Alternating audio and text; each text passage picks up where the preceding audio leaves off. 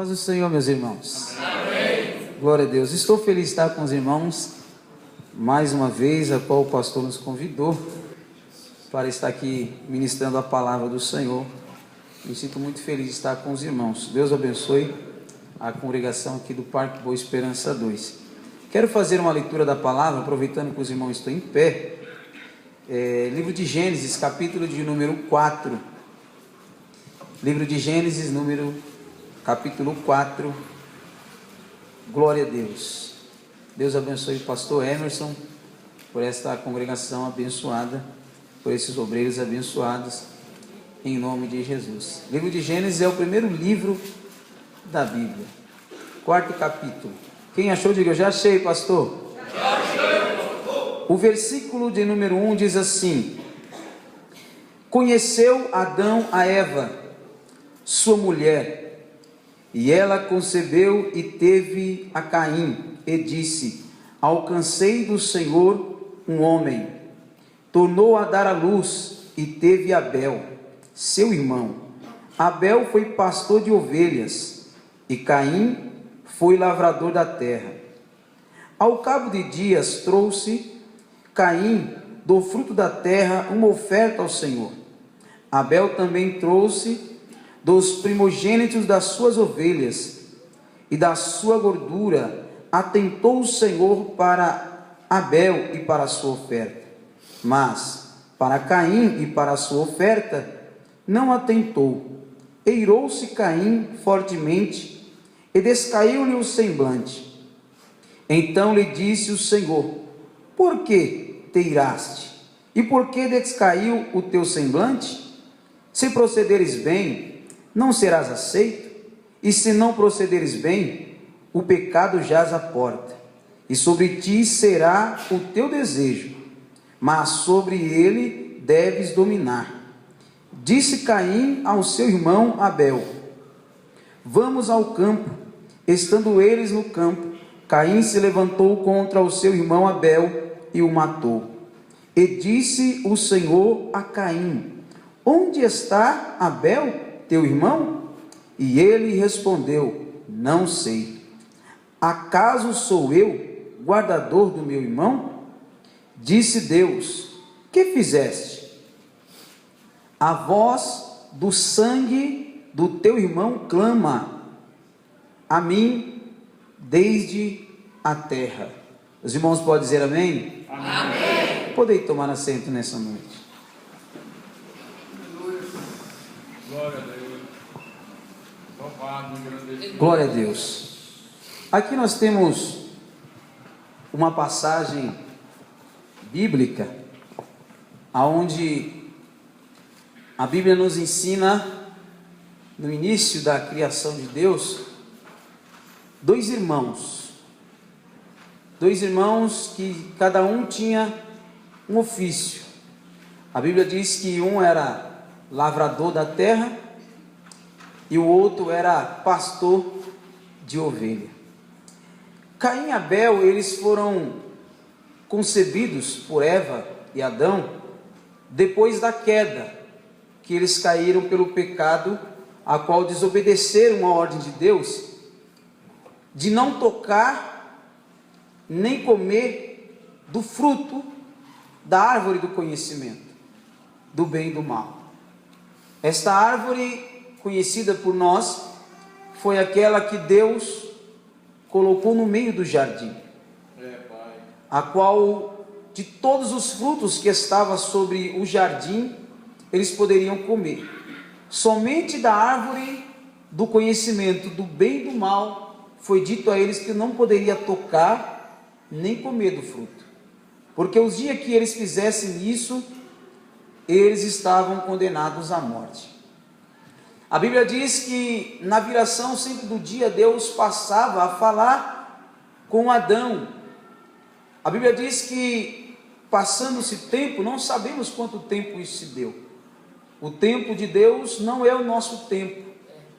O tempo de Deus, diz a Bíblia, que um dia para Deus pode se tornar como 1000 anos, e 1000 anos para Deus pode se tornar um dia. Então Deus deu uma ordem para Adão e Eva quando os fez, para que eles crescessem e multiplicassem sobre a terra. Só que depois que eles comeram do fruto a qual Deus ordenou para que não comesse, embora a Bíblia diz que Eva, sendo levada à tentação pela serpente, que Satanás estava encarnado nela, ela cedeu à tentação e ela comeu do fruto. Junto com o seu marido, ela comeu e deu ao seu marido, e ele passou também a comer do fruto. E depois de ter comido este fruto, diz a Bíblia que na viração do dia Deus foi falar com Adão. Isso aqui é conhecido por todos nós. E Deus falou: Adão, aonde você está? Eu quero falar com você. Adão, depois de ter comido o fruto do conhecimento, a Bíblia diz que ele e a sua mulher observou que eles estavam nus, porque os olhos deles foram abertos. Eles começaram a ter visão daquilo que outra hora para eles não era pecado, não era diferente, era comum. Mas eles, diz a Bíblia, que pegaram do fruto da terra, das folhas, e se cobriram as suas partes íntimas. Então eles se sentiram envergonhados diante de Deus. Será que tem gente assim no nosso meio que se sente envergonhado quando apresenta na presença de Deus? Eu conheci uma moça que todas as vezes quando as pessoas a convidavam para ir à igreja, ela perguntava assim: lá tem revelação? Lá tem visão? Por que ela perguntava isso? E quando se dizia para ela: tem, quando Deus quer manifestar os seus dons, Ele manifesta. Ah, então eu não vou. Porque a Bíblia diz que quando nós estamos diante da presença de Deus, os segredos do nosso coração, eles ficam prontos a serem revelados. Então, dependendo da situação que ela se encontrava, ela tinha medo de vir à presença de Deus. Mas não se deve ter medo de vir à presença de Deus. Se nós cometemos algum erro, a Bíblia diz que o nosso Deus, Ele é poderoso, Ele é misericordioso, a sua bondade, Ele é longânimo para conosco, basta nós nos arrependermos do nosso mal, do pecado que nós cometemos. Não podemos querer se esconder, porque para onde esconderemos da presença de Deus? Não há lugar. O salmista escreveu no Salmo 139: para onde fugirei do teu espírito? Para onde é que fugirei da tua face? Se eu subir o céu, o Senhor está. Se eu fizer a minha cama nas profundezas, ali o Senhor me contém. Para onde fugirei do teu espírito? E para onde fugirei da tua face? Não há jeito para se esconder da presença de Deus. O negócio é nos apresentarmos. João escreveu nas epístolas dizendo: filhinhos, não pequeis. Se porém vocês pecar, vocês têm um advogado, Jesus Cristo. Ele é justo, Ele está pronto para perdoar o pecado. Aleluia! Enquanto a vida, há tempo de se arrepender dos pecados, porque diz a Bíblia que depois que descermos à sepultura, já não resta mais nada, porque os mortos não podem louvar, nem ter misericórdia mais de Deus. A Bíblia diz que morreu, segue-se o juízo. Então ainda resta uma esperança para nós que estamos aqui na terra. Você acredita nesta palavra? Amém. Glória a Deus. Diz então a Bíblia que Adão e Eva comeram, se esconderam da presença de Deus, estavam cobertos com folhas. Deus apareceu dizendo: Adão, onde você está? Ele disse: eu ouvi a tua voz e eu temi, porque eu estou nu. E Deus disse: quem disse a você que você está nu? Comece do fruto que eu ordenei para que não comesse. E ele disse: a mulher que o Senhor me deu, ela me deu e eu comi. Quantas vezes nós, pelos nossos erros e as nossas atitudes, queremos passar para outro? Não, foi o fulano. E a mulher disse: a serpente me tentou, me enganou e eu comi. Deus deu uma sentença para cada um deles. O homem disse: maldita é a terra por tua causa. Do suor do seu trabalho comerás todos os dias, e a abrolho e espinho nascerá da terra. A mulher colocaria uma inimizade entre ti e a serpente. Ela te ferirá o calcanhar, e o fruto que há de nascer de ti vai esmagar a cabeça da serpente. A mulher disse: com dor dará a luz ao parto. A Bíblia diz que então Deus matou um animal e com a pele do animal cobriu eles, as suas partes íntimas. Então diz a Bíblia que já no capítulo onde nós lemos, capítulo 4, diz que depois desses momentos, diz a Bíblia que concebeu Eva um varão. Ele chamou o nome Caim. Diz a Bíblia que Caim, ele foi lavrador da terra. Ele gostava da agricultura. Depois disso diz a Bíblia que Eva concebeu de novo de Deus um varão. Ele deu o nome de Abel, e Abel foi pastor de ovelhas. Diz então a Bíblia que um certo dia Caim colocou no coração de dar uma oferta para Deus. E quando ele foi levar a sua oferta, o seu irmão também, Abel, sentiu no coração o desejo de oferecer também uma oferta a Deus. E diz a Bíblia que ele foi buscar o melhor do que ele tinha, das suas ovelhas. E pegou o melhor que ele tinha lá, o bezerro cevado, e levou para oferecer a Deus como oferta. Diz a Bíblia que Deus rejeitou a oferta de Caim? Não. Deus aceitou a oferta, mas diz a Bíblia que Deus atentou para a oferta de Abel.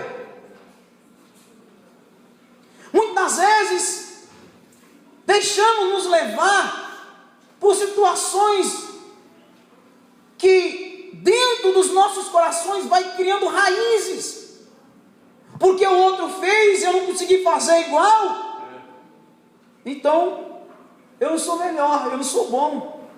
Não é isso. Cada um tem o seu jeito, cada um tem o seu estilo, cada um tem a sua maneira, cada um tem a sua índole, a sua personalidade. Não pode ser ninguém igual a ninguém.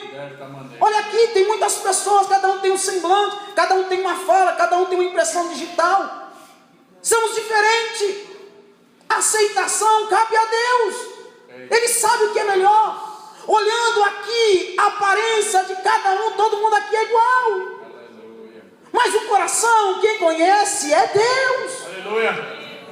É Deus que conhece o coração quando viemos à casa dele para prestar culto a ele. É Deus que sabe quando você entra com o coração quebrantado, triste, cabisbaixo, sem direção nenhuma, pensando no dia de amanhã, mas vem à igreja dizendo: Deus vai falar comigo, eu acredito na palavra, Deus vai me dar uma resposta, eu vou lá, eu vou ouvir a palavra de Deus e Deus vai falar comigo. E ele vem acreditando na palavra, ele vem acreditando em Deus. Chega aqui, Deus fala com ele, e aí de repente ele se alegra no culto, fala em línguas, pula, roda, sapateia. E às vezes o culto não foi aquele culto pentecostal, onde toda a igreja sentiu, onde toda a igreja falou em línguas, e alguém olha para aquele irmão e diz: mas que alegria é essa? O culto está meio xoxinho, meio parado, e esse irmão está pulando. E o culto não é para tudo isso não. Mas mal sabe aquele irmão como ele saiu da casa dele e o propósito que ele fez com Deus, e chegando aqui na casa de Deus, ele ofereceu o culto, a vida dele, a adoração dele como oferta para Deus. E a resposta de Deus para ele foi: meu filho, pela tua adoração, por você crer em mim, você vai sair abençoado. E ele já sentiu no coração, pelo poder do louvor e pelo poder da palavra. Então o espírito dele se alegrou, e foi cantado aqui nesta noite. Ele navegou no oceano do espírito, e quem navega no oceano do espírito, ele experimenta o melhor de Deus, porque só vê aquilo que está nas profundidades da terra. Aquele que é mergulhador tem os aparelhos necessários, onde ele vai às profundezas, vê coisas que Deus fez, que aos olhos humanos é impossível sem aparelho. Desce às profundezas, vê peixes, vê coisas lá que Deus fez, que homem nenhum fez. Ele precisou de um aparelho, mas aqui é espiritual. espiritual. Esse é aparelho, é o sentimento, é a alma, é o espírito quebrantado. E quando ele se entrega, ele vai navegar no oceano de Deus,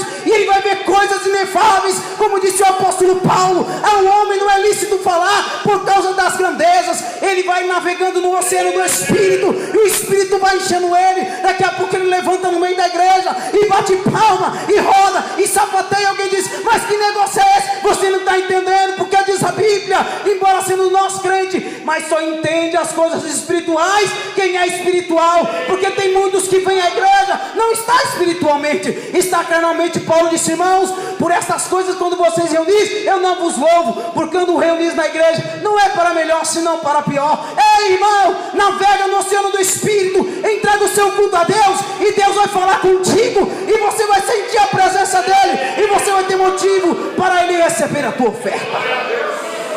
Eu sinto a presença dele aqui nessa noite.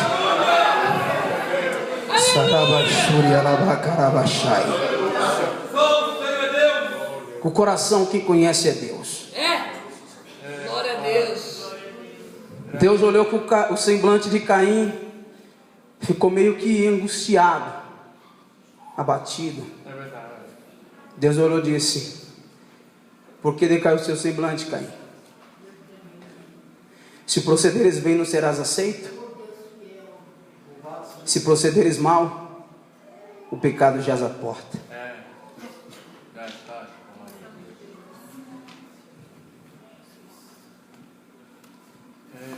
Passado um certo momento, ele convida o irmão para ir ao campo. Glória a Deus. Porque a raiz cresceu no coração dele. Deus é fiel. A raiz da inveja. Vamos ao campo, meu irmão, vamos.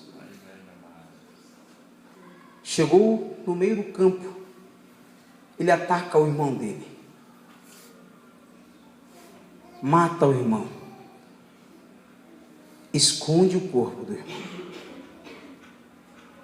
e vai apresentar-se como se nada aconteceu. Será que acontece isso nos nossos dias? Vamos nos apresentar como se nada aconteceu. Vamos lá. Nada aconteceu. Levante a mão. Oh, aleluia. Oh, glorioso Deus. Mas a voz de Deus vai clamar na terra. Glória a Deus. A voz de Deus vai clamar na terra. Tudo está patente aos olhos de Deus. É verdade, meu Deus. Dos olhos de Deus ninguém se esconde. Turabashiri arabacachai. Eita Deus. A medicina, esses dias, de tantos assassinatos que têm acontecido no país, uma das coisas que eles detectaram para chegar à conclusão de um crime, embora quando se há um assassinato, se lava aquele ambiente para desfazer das provas do crime, lava-se o sangue com o maior alvejante que pode se ter. Aí chega lá a polícia científica para procurar as provas, vai averiguar se há algum vestígio de sangue, e aos olhos nus, depois de lavado, não aparece. Eu, que não tenho essa ciência dessa polícia científica, se chegar no lugar e dizer: não, aqui não aconteceu nada. E eu acredito que qualquer um dos senhores aqui também seria a mesma coisa. Mas eles têm um aparelho. Esse aparelho, ele mostra, ele detecta que ali há vestígio de sangue. Eles apagam a luz e pegam uma luz fluorescente, e ele vai passando nas portas, no chão. E o sangue é uma substância que ela tem o poder de cair no lugar e ficar impregnada. Se cair na roupa, você lava. Fica até embranquiçada, mas fica aquela bolinha diferente, aquela marca. A marca do sangue. Se lavar o chão, vir com o aparelho passar no escuro, vai ver que ali é uma marca. E ele vai buscar com os aparelhos necessários, tirar dali, levar para o laboratório, e vai ser comprovado que aquilo é marca de sangue. Sangue fala. Sangue não tem voz. Mas a minha Bíblia diz, e a tua diz, que nós lemos nesta noite, que quando Deus perguntou: Caim, aonde está o teu irmão? Ele respondeu para Deus assim: por acaso sou eu o guardador do meu irmão? Eu tenho alguma coisa a ver com isso? Ele é maior, ele dá conta de si mesmo. Ele pode estar em qualquer lugar por aí, não sei onde ele está. Mas o Criador disse assim: Caim, embora tu dizes com os teus lábios que não sabe onde está o teu irmão, mas o sangue dele está clamando na terra.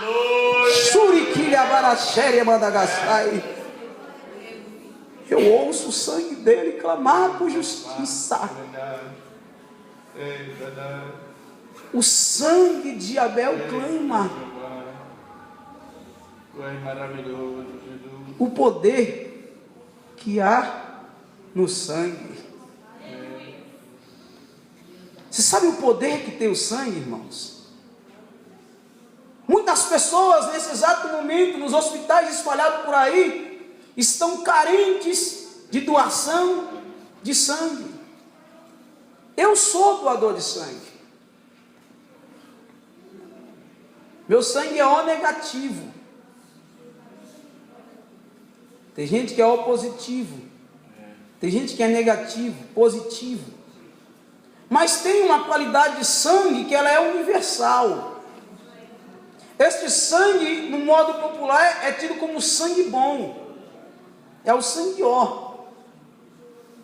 Esse sangue, ele serve para qualquer categoria de pessoa que seja necessário de receber sangue. Determinada situação que o paciente estiver, ele precisa desse sangue para poder sair do estado que ele se encontra. É um sangue bom.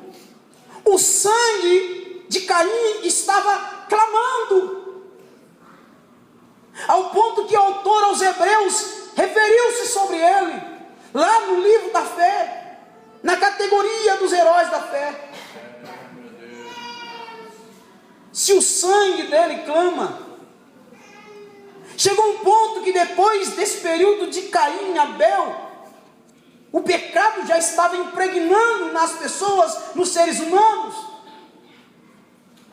Aí começou a ter as mortes de pombinha, de rolinha, de ovelha, de boi, de touro.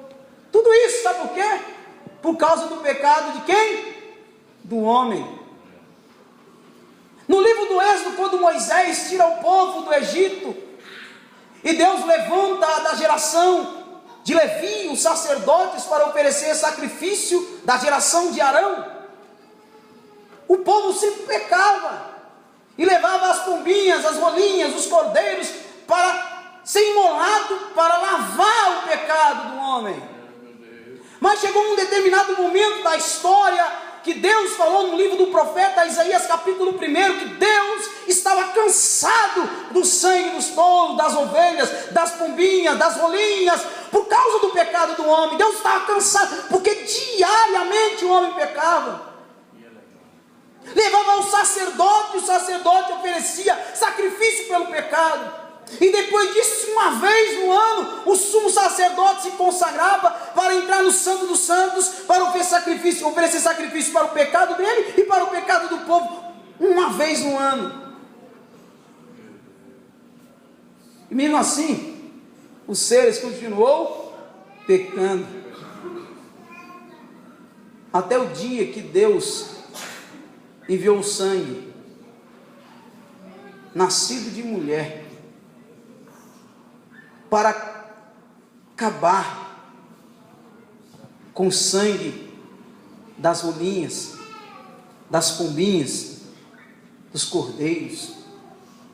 Temos passagens na Bíblia que a marca do sangue livrou as pessoas da morte, como aconteceu na saída do Êxodo, que eles mataram o cordeiro e passaram na verga da porta, e quando o anjo da morte passou, matou todo primogênito, desde o animal, até do servo, do escravo, até do filho de Faraó. O primogênito lá matou todos, mas aqueles que estavam com o sangue marcado na verga da porta, o anjo da morte não entrou. O poder que tem no sangue. Aleluia. Deus enviou Jesus, nascido de mulher, Meu Deus, cresceu, pregou, foi levado à cruz, foi morto na cruz. Na cruz venceu todas as coisas. graças te dou, meu Salvador. Foi levado ao sepulcro, ao terceiro dia ressuscitou. Aleluia! Glória a Deus! Ao terceiro dia ele ressuscitou. Glória a Deus! Quando for no cemitério buscar ele para levar o bálsamo, Maria Madalena e Joana e as outras mulheres no sepulcro para passar o bálsamo sobre o corpo dele, embora no dia do jantar a moça já tinha quebrado o vaso de alabastro e derramado sobre a cabeça dele. Aí daqui a pouco Judas Iscariote disse: ei mulher, por que você está fazendo esse desperdício? Esse perfume é caro, de um trabalho de um ano. Jesus falou: você não está entendendo nada, ela já está preparando o meu corpo para a morte. Os pobres vocês vão ter sempre aí, mas o que esta mulher fez, aonde o evangelho for pregado, vai ser contado sobre isso aí. Então ela já tinha preparado o corpo, e quando chegou no terceiro dia, no primeiro dia da semana, no domingo, elas foram lá pensando como é que ia tirar a pedra do sepulcro. A pedra já estava removida, porque a Bíblia diz que ele teve o poder de dar vida e teve o poder de tomar vida novamente. E ela veio um jardineiro no meio do jardim e perguntou: ei, onde colocaste o meu Senhor? E o jardineiro disse: porque você está buscando entre os mortos aquele que já está vivo. Glória a Deus! Você acredita nesta palavra, meus irmãos? Rabachuri, arabacarabacheia. Ele está vivo, ressuscitou ao terceiro dia. O cordeiro que venceu a morte, o inferno e tudo, pelo poder do sangue dele. E o interessante é que o poder do sangue dele, a Bíblia diz, o autor aos Hebreus escreveu que ele foi maior que os anjos, ele foi maior que Moisés, ele foi maior do que o sacerdote, ele foi maior do que o sumo sacerdote, porque o sacerdote, o sumo sacerdote, entrava no santuário feito por mão de homens, mas ele teve o poder de entrar no tabernáculo eterno, pelo poder do sangue, uma só vez. Ele se entregou e derramou o seu sangue, para que pelo poder do seu sangue, ele comprasse e lavasse. Irmão, sangue lava. Aleluia! Aleluia! Aquilo que eu não conseguia, aquilo que você talvez não conseguia tirar, o pecado Maravilhoso! que vinha clamando desde o Éden, passou a Caim a milhares, os cordeiros morrendo, mas ele disse: eu vou uma só vez, vou derramar o sangue, e através desse sangue eu vou lavar, eu vou deixar mais alvo do que a neve. Você acredita nesta palavra? Você que entrou aqui nesta noite, havia uma mancha que nos separava da presença da eternidade, mas o poder que há no sangue nos comprou, nos lavou, nos redimiu e nos purificou e nos deixou mais alvo do que a neve. Você tem uma marca, e esta marca foi feita pelo poder do sangue derramado na cruz, pelas 39 chibatadas que ele tomou, pelo tapa que ele tomou, pela coroa que ele recebeu, pelos espinhos que foram marcados na sua mão, pela lança que foi transpassado. O sangue que verteu na cruz te comprou, te lavou, te transformou, te renovou, purificou, te transformou, te deu um cântico novo nesta noite. Sabe para quê? Para que você não mais se esconda da presença dele, para que você não mais fuja da presença dele. Se por acaso, se porventura tu entraste nesta noite e o pecado está te condenando, a Bíblia diz: vós que estás em Cristo, vós que estáis em Cristo, nenhuma condenação há para os que estão em Cristo, que não anda mais segundo a morte, mas segundo o Espírito. Talvez você entrou aqui nesta noite, o inimigo apontando o dedinho, dizendo assim: você vai lá na presença dele? Você vai lá? Você não lembra de ontem? Você não lembra de ontem? Você não lembra da semana passada? Você não lembra? Você vai lá? Como é que você vai dar glória a Deus? Como é que você quer falar em línguas? Como é que você quer? Você não lembra?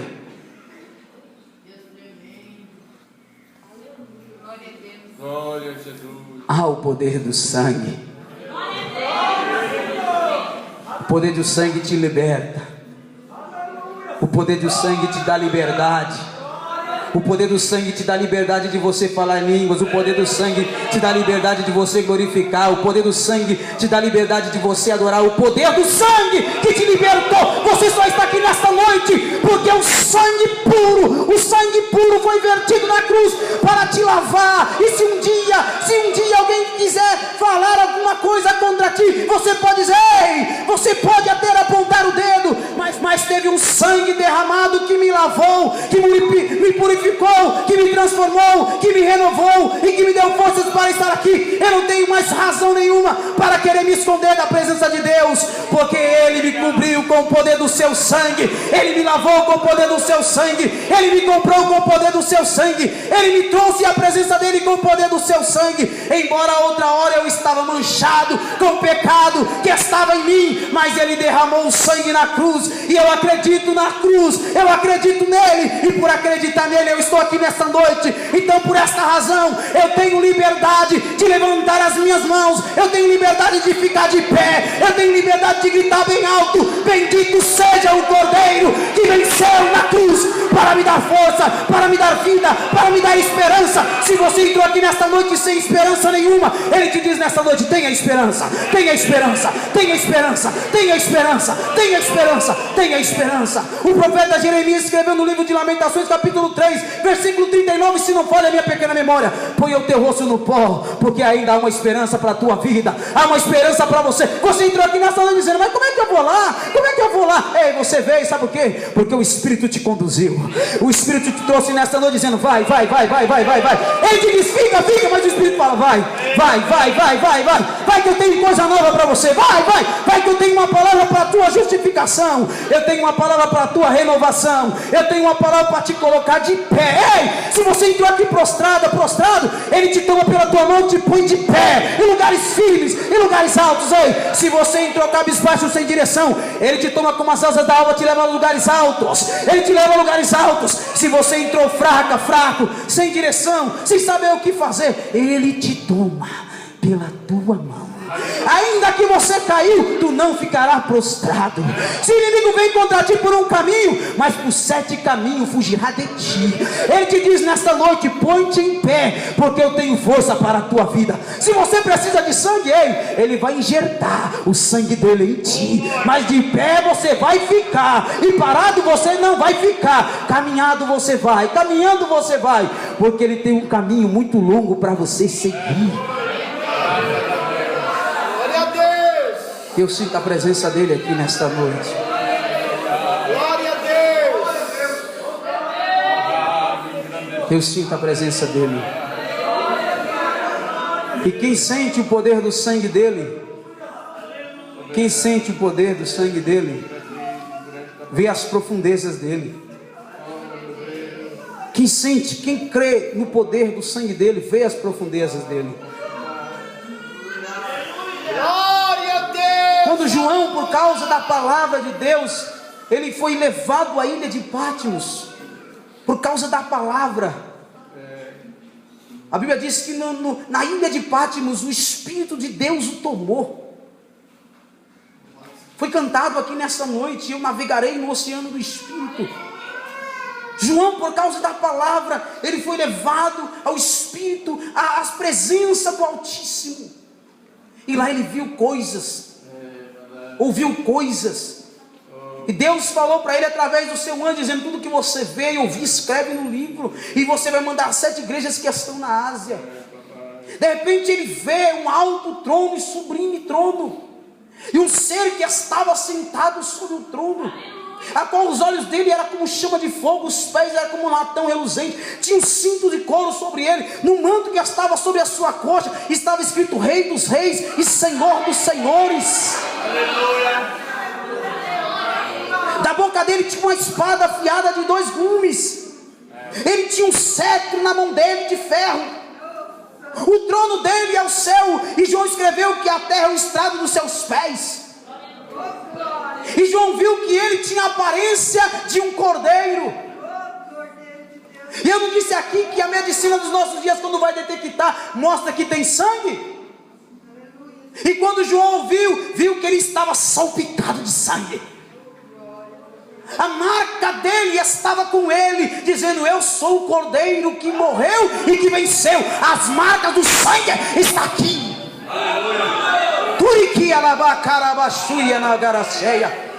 E quando João viu as marcas que estavam salpicadas sobre ele do sangue, os seres que estavam sobre ele cantavam um cântico dizendo: Santo, Santo, Santo, Santo, Santo, Santo, Santo, Santo, Santo, Santo, Santo, Santo, Santo, Santo. Cada um deles tinha os seus ossos próprios, um com rosto de homem, um com rosto de boi, um com rosto de leão e um com rosto de cordeiro. Tinham 6 asas, cobriam os seus ossos, com 2 cobriam os seus pés, e com 2 voavam, e tinha um cântico dizendo que ele era santo, santo, santo. E quando ele cantava o cântico, aquele que morreu na cruz e que venceu, a Bíblia diz que João chorava porque tinha um livro fechado com 7 selos, e ele chorava. O ser chegou dizendo: não chores, porque o leão da tribo de Judá venceu, a raiz de Davi, a geração de Jessé venceu, para abrir o livro e desatar os seus 7 selos. Então diz a Bíblia que ele tomou o livro da mão do que estava sentado sobre o trono. E quando ele tomou o livro da mão do que estava sentado, diz a Bíblia que os seres que estão no céu, na terra e debaixo da terra começou a cantar um cântico dizendo: digno é o cordeiro que foi morto e reviveu, digno é de tomar o livro e desatar os seus 7 selos, porque com seu sangue compraste para Deus homens de todas as tribos, de todas as línguas, de todas as raças, de todas as nações. Então diz a Bíblia que os seres na terra, no céu e até debaixo das profundezas cantavam o cântico dizendo: digno é o cordeiro que foi morto e reviveu. Você que tem motivo nesta noite, se quiser, faça, louve, porque ele é cordeiro que venceu. Então diz a Bíblia que quando eles cantavam, tinha 24 homens que estavam assentados sobre o trono, e esses 24 homens tinham coroas sobre as suas cabeças, que tinham pedras chamadas de diademas. E quando eles começaram a cantar, eles se prostraram diante do trono, tiraram as suas coroas das suas cabeças e cantaram: sim, digno é o cordeiro que foi morto e reviveu, porque compraste para Deus e com seu sangue homens de todas as tribos, de todas as línguas, de todas as raças e de todas as nações. Ele é o cordeiro que te comprou, que te limpou, que te trouxe aqui nesta noite, embora o inimigo não querendo que você viesse, mas você veio para te dizer: você foi comprado com sangue. Com a permissão do pastor, se coloque de pé. Glória a Deus, aleluia! Louvado seja o Cordeiro de Deus! O sangue dele. Aleluia! Você tem uma marca. A marca do sangue. Só vou cantar um pedacinho aqui porque o tempo já foi. O autor desse hino estava inspirado, porque isso tem um poder muito grande. Bendito seja o Cordeiro que na cruz por nós padeceu. Bendito seja o seu sangue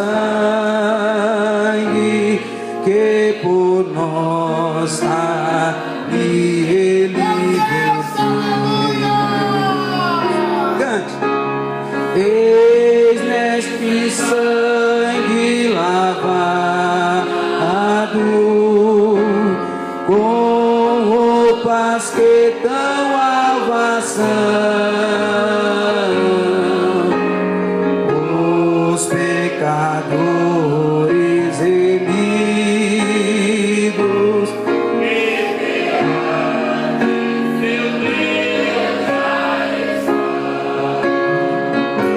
Feche os teus olhos.